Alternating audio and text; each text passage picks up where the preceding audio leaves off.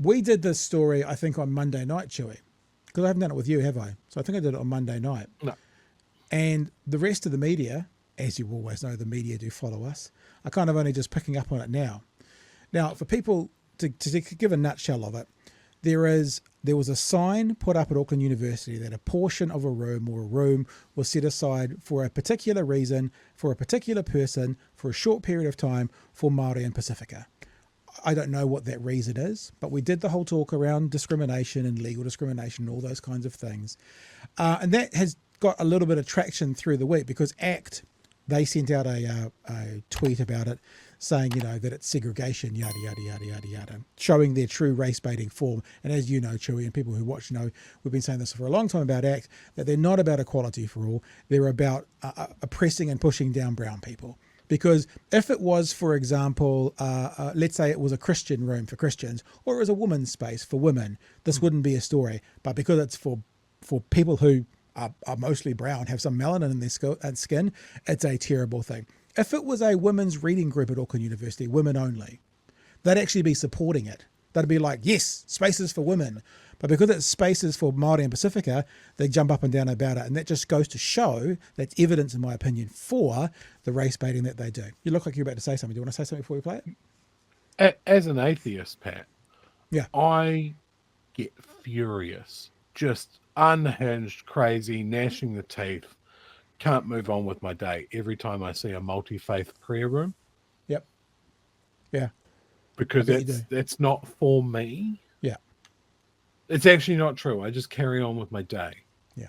I heard the sarcasm, but there might be some Winston supporters watching who don't understand it at all because they think everything they're so confused because normally when Winston speaks, it sounds like sarcasm because the words coming out are so ridiculous that they just think it's truth.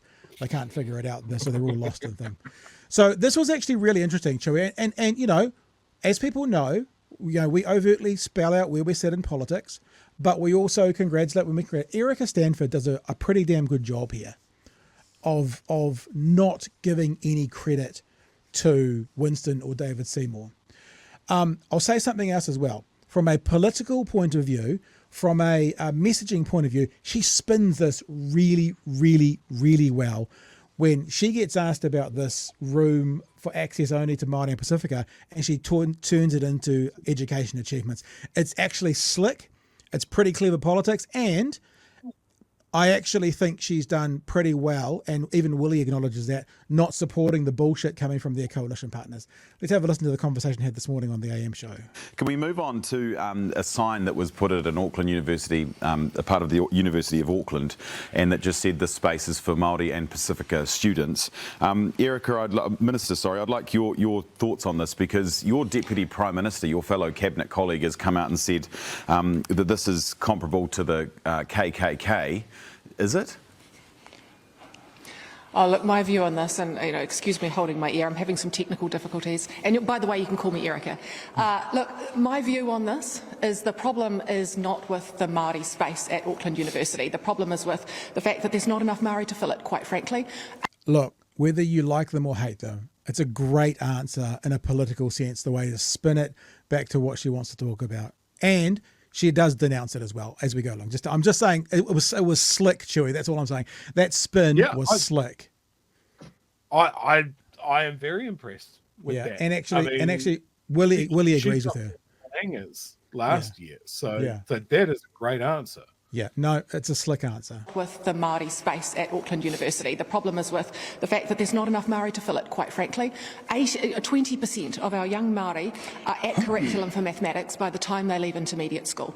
And that is not good enough. That's why we are focused on a knowledge-rich curriculum, the right teaching practices like structured literacy, structured mathematics, to make sure our young Māori students are at curriculum by the time they leave intermediate. They're going on to get NCEA, and guess what? Being able to go to Auckland University. I mean, if we're going to be talking about anything, that is my job, that's my passion, to make sure young Māori students are succeeding at school and going on to live the life they want. And if that's going to Auckland University, fantastic. You can just understand, Chewy, that there'll be these members of Cabinet going, are you serious? They fucking said that?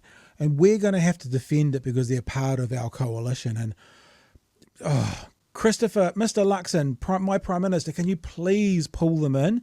And again, I mean, she didn't denounce it then, but she made it pretty clear that it was pointless bullshit conversation and she didn't want to talk about it. So I give her a pass on that answer, Chewy. Maybe I would like to have seen her denounce it as well, but that was about as good as you can get, I expect, from a coalition partner to a couple of racists. She said some absolute clanger stuff in the run-up to the elections.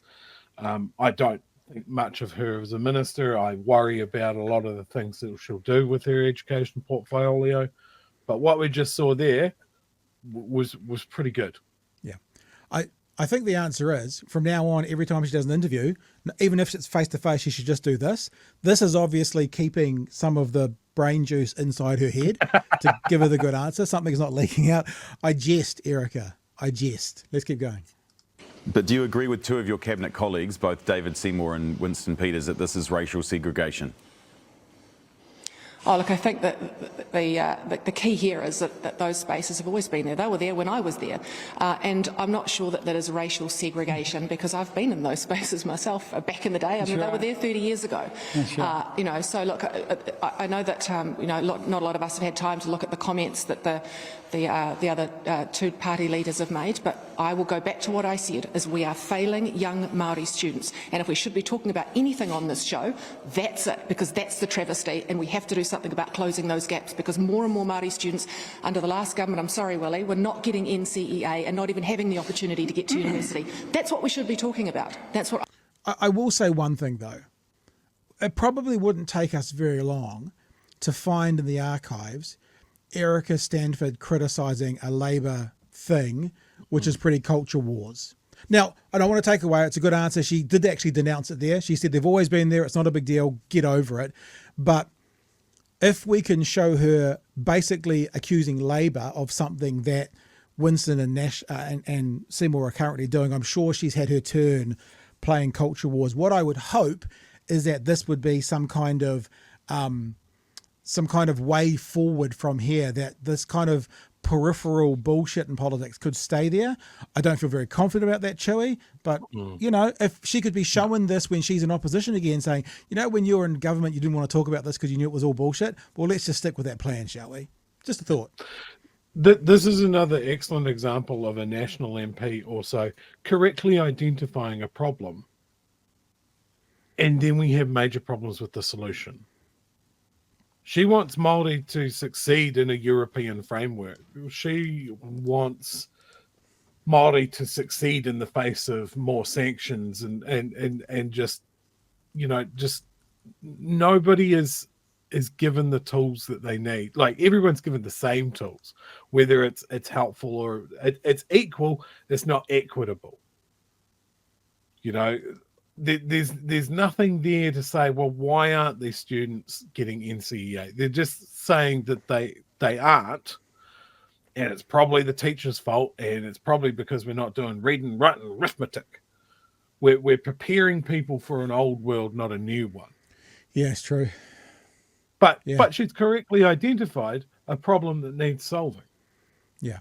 Well, Willie's about to have a crack as well. I'll see what he's got to say about it. What do you think? You reckon he's going to be pro or again? We'll find out. Willie, I'm sure you've got a lot to say about this, because they've come out and called it racial segregation. I'm guessing you disagree. Well, I'm glad Erica. Look, I don't disagree with a lot of what Erica's just said, but the reality is you got a couple of idiots here. All right, you got Seymour and Winston. They're trying to sidetrack a racial segregation apartheid. What a load of nonsense! As Erica said, this has been in place for the last 35 years. They so want to get off themselves. Winston's been embarrassing himself. The students are attacking Seymour, and now they're going down this idiot route, this has been part and parcel of the universities. If Collins set up the Pacific Room, Rangi Walker set up the Māori Room. Did you hear that? But listen to that bit about who set up the Pacific Room if people missed it. Part and parcel of the universities. If Collins set up the Pacific Room, Rangi Walker set up the Māori Room. So universities have an obligation to look after minorities, to look after women, to look after Rainbow, to look after Pacifica, to look after Māori. Tell Seymour and Winston, let's get rid of the rooms here then, because we've got a Rainbow room here, we've got a Māori room here, we've got a women's room here, we've got a Pacifica room here. Absolute rubbish from these two guys are so looking to sidetrack things. And Nicola, Erica, I should say, I'm sorry. It's all right. It's a compliment. Well, yeah, that's right. Well, you take it that way. But Erica rightly points out what the problem is in terms of Māori. And I'm pleased, seriously, I'm pleased National are not going down this mad route in terms of talking about apartheid, separatism. This is just sidetracking everything, taking the emphasis off them. Last week we had Winston. What was Winston talking about? He was talking about, now today he's talking about the Ku Klux Klan, and last week he's talking about apartheid. Mad stuff coming from these two. Concentrate on what's in front of you, but also, hey, how about getting rid of, we've got all these spaces here in Parliament, Lloyd. You know them all. They're great spaces. They're open to everyone. It's a disgrace what these two are coming out with. There you go. So we're pretty clear where he was, and he obviously was saying he's glad that National's not jumping in the same waka, for want of a better word, as their components. But there are people in the chat saying that Seymour Luxon did condone it. I think Luxon said that there's no place for racial segregation, but I don't know if he specifically said yes to Winston and David's perspective. So, and obvious, yeah. So I thought it was a pretty good response from Erica. Maybe didn't go as far as it could have been by absolutely denouncing it, but basically said it didn't matter. It was she didn't use the word culture wars. It was offer, and she gave a pretty good response. And obviously Willie was just like, these two are morons. Any thoughts? I do like it when two politicians on opposite sides kind of agree with each other. I did find that interaction really, really interesting when Willie was going off on Seymour and Winston, and I really did see Erica struggling to keep her face neutral Because you thought she was on side of them. I think she agrees with him, Yeah. but she can't be seen to agree with him too much because they're in coalition. I think it's this whole thing of like, if Māori are having poor education outcomes in our current system, we need to look at something that works for them. I did see a comment pop up here. Education outcomes for students in kura kaupapa are higher than for mainstreamed Māori. It shows that what works for Māori is not the European model. Now that shouldn't be revolutionary. That shouldn't be a revelation. That should make sense, and it's doing it in a way where we're preparing students for the world that they're going to inhabit. Yeah. You need to bridge that gap rather than just go, oh well, everybody's got the same starting point, and that starting point is now we're going to ignore everything else.